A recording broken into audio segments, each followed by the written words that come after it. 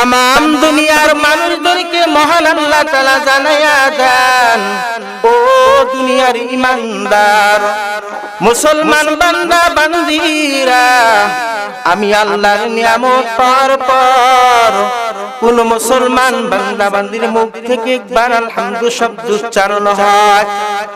সন্তান যখন আব্বাকে আব্বা বলে ডাক দেয়, বাবার কলিজাটা ঠান্ডা হয়ে যায়। মাকে মা বলে ডাক দিলে মার কলিজা ঠান্ডা হয়ে যায়। ও আব্দুর রহমান, আব্দুল করিম, রহিমা, হালিমা, আমি আল্লাহর ছেলে নাই, মেয়ে নাই, আমি আল্লাহর স্ত্রী নাই, পুত্র নাই, আমি আল্লাহ তোদের মতো বান্দা বান্দীদেরকে বড় মায়া করিয়া সৃষ্টি করিয়া দুনিয়াতে পাঠাইলাম। আমি আল্লাহর নিয়ামত পাওয়ার পর কোন মুসলমান বান্দা বান্দির মুখ থেকে একবার আলহামদু শব্দ উচ্চারণ করছো, আমি আল্লাহর কুদরতে অন্তর ঠান্ডা হয়ে গেছে।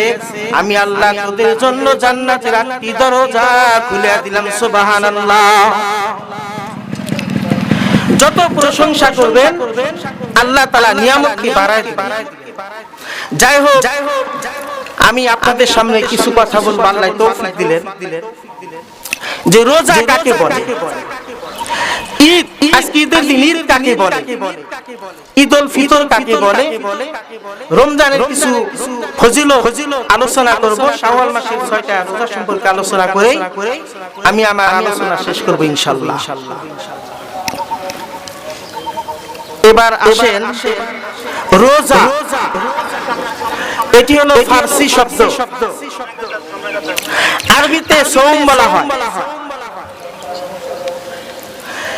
এর আবিধানিক অর্থ হলো বিরত থাকা, উপবাস থাকা, কঠোর সাধনা করা, পরিশ্রম করা। শরীয়তের পরিভাষায় সওমের নিয়াতে সুবে সাদিকের পর থেকে নিয়ে সূর্যাস্ত পর্যন্ত সকল প্রকার খানা পিনা, যৌন সম্ভোগ থেকে বিরত থাকার নাম হলো রোজা।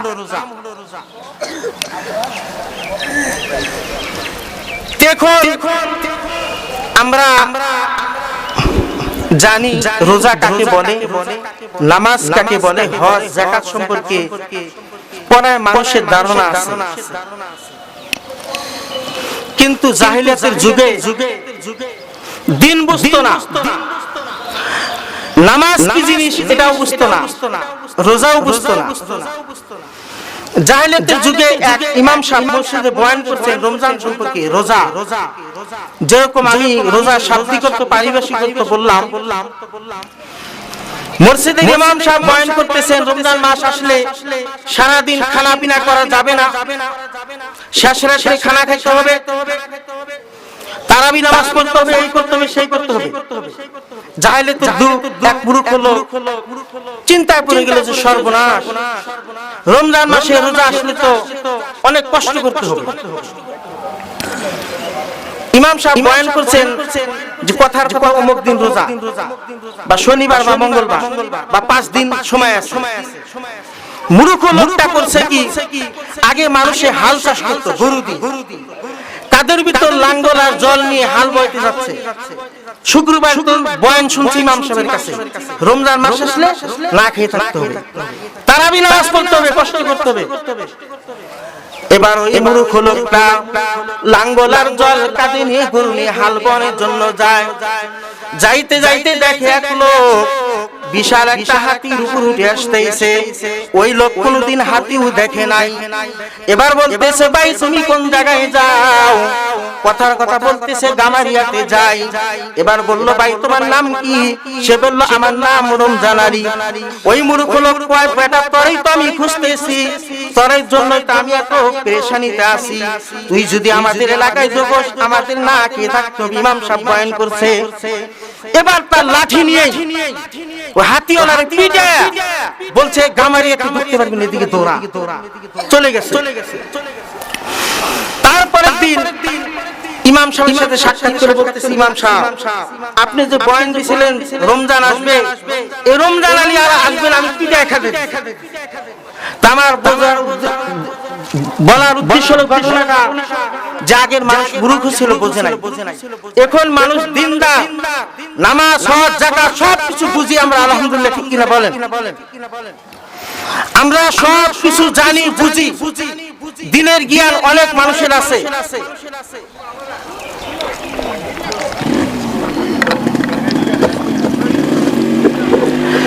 আলহামদুলিল্লাহ, আমি আপনাদের সামনে বলতে চাই যে ঈদ কাকে বলে। ঈদ আউট শব্দ থেকে উৎপত্তি। ঈদের অর্থ হলো আনন্দ, উৎসব, উল্লাস করা। আউট শব্দের অর্থ হলো পুনরায় আসা, বারবার আসা। আর ঈদ মানুষের জীবনে বারবার আসে, বছরে দুইবার আসে। তাই বছরের এই দুইটি বিশেষ উৎসবকে শরীয়তের ইসলামী পরিকল্পনা আমি আল্লাহ তোমাদের উপর রমজানের রোজা ফরজ করলাম, যেমনি ভাবে আমি আল্লাহ তোমাদের পূর্ববর্তী লোকদের উপর রোজা ফরজ করেছিলাম, যাতে করে তোমরা তাকওয়া অবলম্বন করতে পারো, পরহেজগার হতে পারো, আল্লাহর ভয় অর্জন করতে পারো। মোট কথা গুনাহমুক্ত জীবন যাপন করা। এই রমজান মাস হলো রহমতের মাস, মাগফিরাতের মাস, ক্ষমার মাস, জাহান্নাম থেকে মুক্তি পাওয়ার মাস। জাহান্নাম থেকে মুক্তির মাস হলো এই রমজান মাস। হাদিস শরীফের ভিতর আছে, আল্লাহ রাসূল বলেন, যে ব্যক্তি রমজান মাসের রোজা পেল, রোজা পাওয়ার পর তার গুনাহ মাফ করাইতে পারলো না, এই পৃথিবীতে তার মতো হতভাগা কোনো লোক নাই। নাউজুবিল্লাহ। আল্লাহ রাব্বি বলেন, রমজান মাসে রোজা পেয়ে যে ব্যক্তি তার গুনাহ মাফ করাইতে পারলো, সে হলো সফল কাম, তার কপাল অনেক বড়ই ভালো, অনেক বড়ই ভালো। আল্লাহ রাসূল বলেন যে রোজা আর নামাজ দামি হয় তিনটি কারণে। এক নাম্বার কারণ হলো যার ভিতরে আল্লাহর মহব্বত আছে, তার কাছে রোজা অনেক দাম, নামাজ অনেক দামি, সে ব্যক্তি কোনোদিন রোজা ছাড়তে পারবে না। দামি, এটা হলো মহব্বতের কারণে। দেখবেন দুনিয়াতে এক মানুষ আর একজনকে ভালোবাসে, অনেক সময় একজন মেয়ে একজন ছেলেকে ভালোবাসে, অভিভাবক যদি না মেনে নেয়, ওই ছেলে মেয়ের হাত, মেয়ে ছেলের হাত ধরে পালায় যায়। মা বাবা কেউ মানে না, অভিভাবক গার্জিয়ান কেউ মানে না। এর কারণ হলো ভালোবাসা। ভালোবাসা মানুষকে অন্ধ করে দেয়। যে ব্যক্তির ভিতরে ভালোবাসা আছে, ওই ব্যক্তি কোনদিন রোজা ছাড়তে পারবে না, নামাজ ছাড়তে পারবে না। عن أبي هريرة رضي الله تعالى عنه قال قال رسول الله صلى الله عليه وسلم إذا جاء رمضان فتحت أبواب الجنة। আল্লাহর হাবিব বলেন, যখন রমজান মাস শুরু হয়ে যায়, আল্লাহ তাআলা জান্নাতের দরজাগুলো খুলে দেন। সুবহানাল্লাহ। وقال رسول الله صلى الله عليه وسلم إذا دخل رمضان فتحت أبواب الجنة، فتحت أبواب السماء وغلقت أبواب جهنم وسلسلت الشياطين। আল্লাহ রাসূল বলেন, যখন রমজান মাস শুরু হয়ে যায়, আল্লাহ তাআলা আসমানের দরজাগুলো খুলে দেন, জাহান্নামের দরজাগুলো আল্লাহ তাআলা বন্ধ করে দেন, শয়তানগুলোকে আল্লাহ তাআলা শিকল দ্বারা আবদ্ধ করে রাখেন।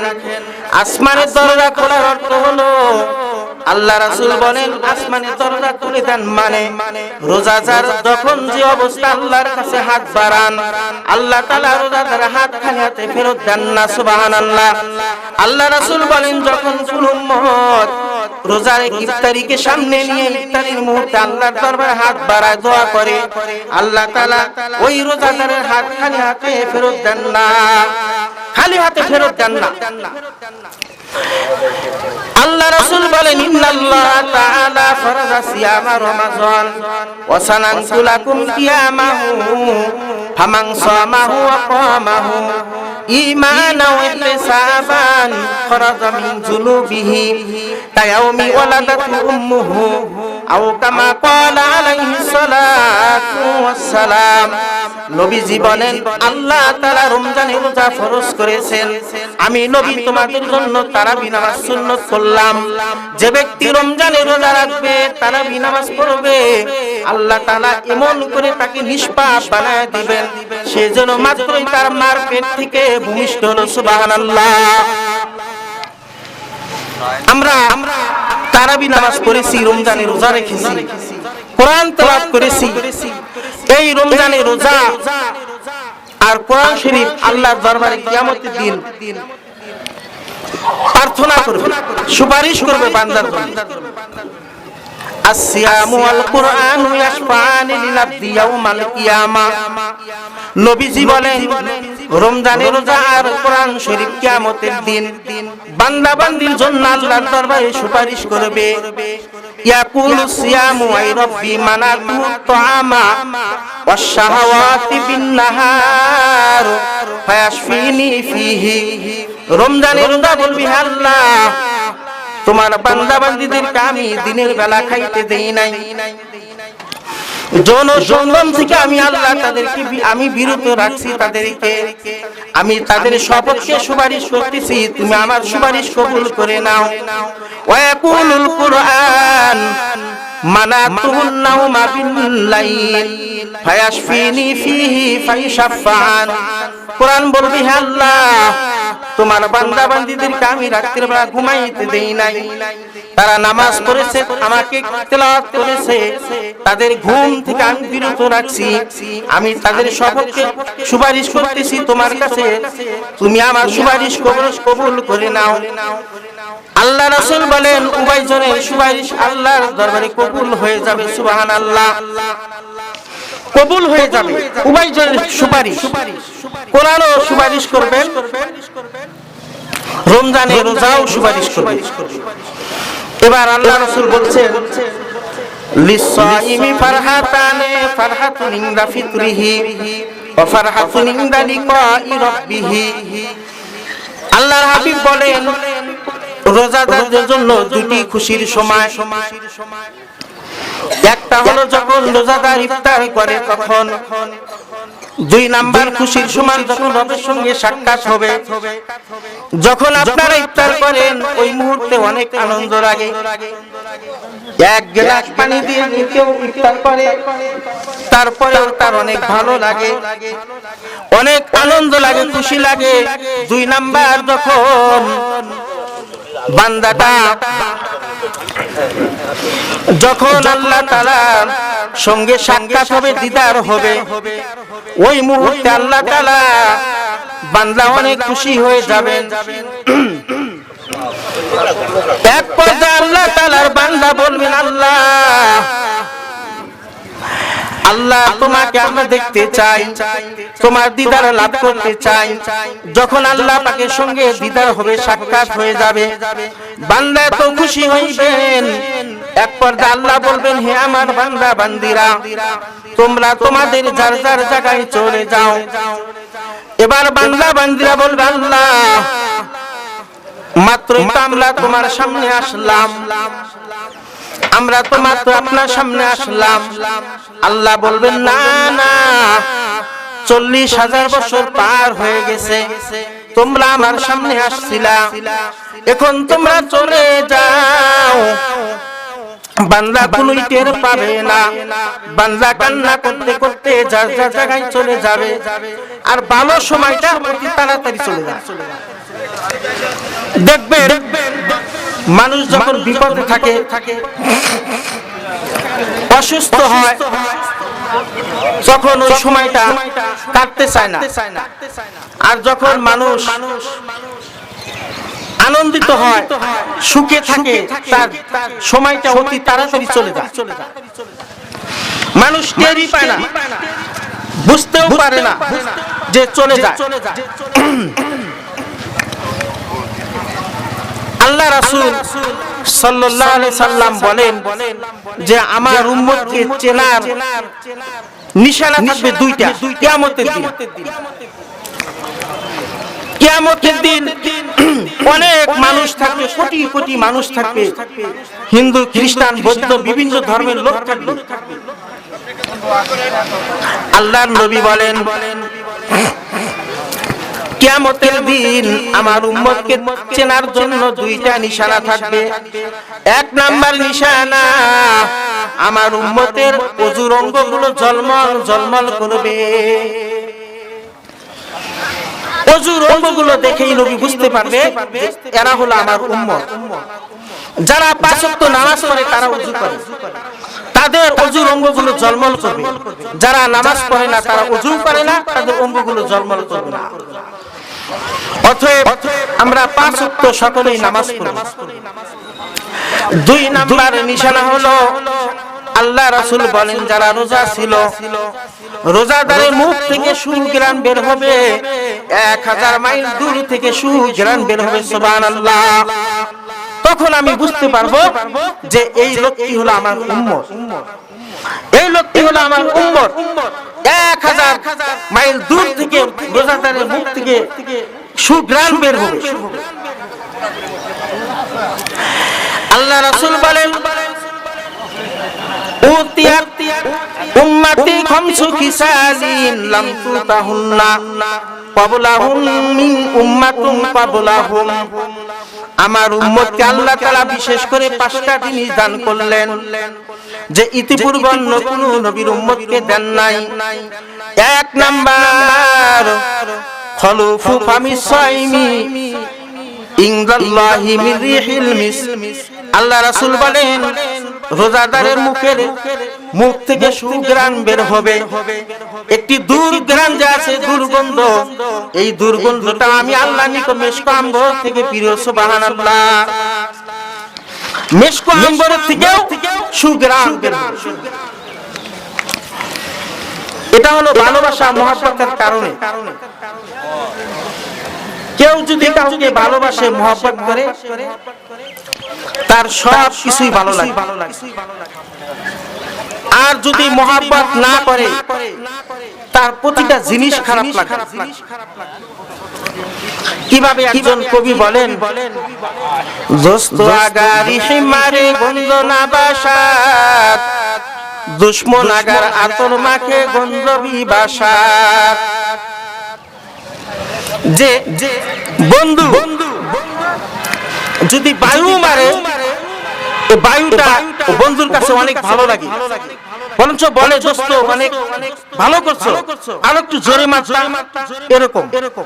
যদি দুশমন হয়, আপনার শত্রু যদি অনেক দামি আতর মেখে যদি সামান দিয়ে চলে যায়, তখন বলে পায় নাই, মরা আতর মেখে গেছে, এরকম বলে।